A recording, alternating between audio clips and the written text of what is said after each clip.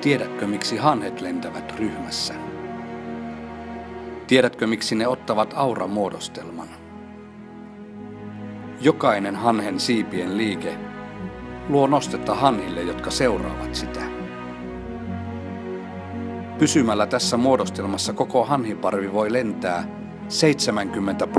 70% kauemmas verrattaessa matkaan, jonka hanhi voisi yksin lentää kerralla. Kun hanhi irtoaa muodostelmasta, se tuntee heti yksin lentäessään suuremman vastuksen ja vastavirran. Ja sitten se nopeasti palaa takaisin muodostelmaan, hyödyntääkseen edellä lentävän hanhen luoman nosteen. Kun auraa johtava hanhi väsyy, se siirtyy pois muodostelman kärkipaikalta, ottaen nopeasti paikan auran takaosaan, ja samalla seuraava hanhi ottaa kärkipaikan.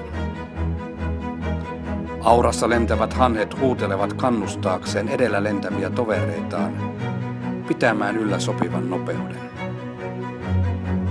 Kun hanhi tulee sairaaksi tai vahingoittuu ja tippuu, 2 hanhea seuraa sitä maahan, auttaa ja suojelee sitä.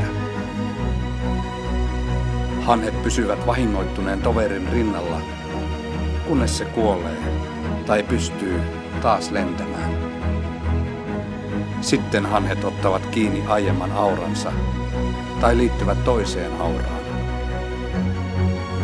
Mekin voimme käyttäytyä kuin hanhet ja olla toisillemme tukena työyhteisössä.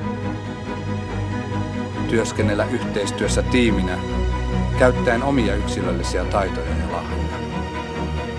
Tehdä oma tehokas muodostelma, aura, niiden kanssa, jotka matkaavat samaan suuntaan, kohti samoja tavoitteita.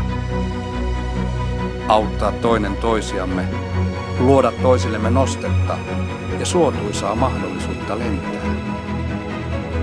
Kannustaa jokaista tiimin jäsentä ottamaan askeleen aina eteenpäin sekä tukea ystävää silloin, kun on tarve. Fiksi-tiimissä tavoitteemme on toimia näillä yhteisillä periaatteilla.